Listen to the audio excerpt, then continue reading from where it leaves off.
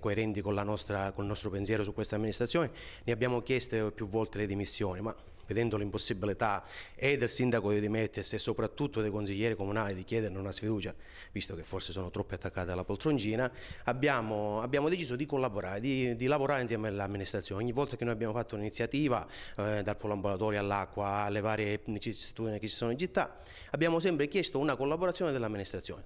A volte abbiamo ricevuto delle risposte positive, a volte non ci sono state risposte. Noi siamo di un avviso: o si chiedono la dimissione del sindaco e si va a votare, che sarebbe la soluzione migliore, o che si lascia lavorare l'amministrazione. Abbiamo sempre rispettato questo principio, ma adesso però basta. Adesso ci stiamo ritrovando alle comiche, cioè questo è un teatrino dei pupi.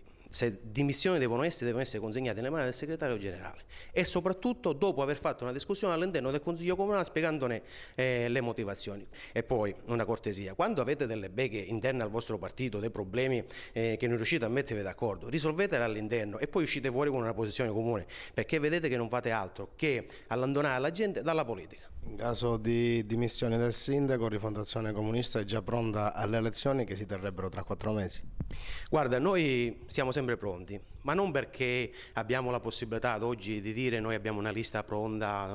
Noi siamo pronti perché alla fine abbiamo lavorato, ci siamo sempre spesi per la città, siamo in contatto con tantissima gente della società civile e quindi non abbiamo paura di andare alle elezioni, anzi per noi prima si va a votare e meglio è, non ci sono problemi.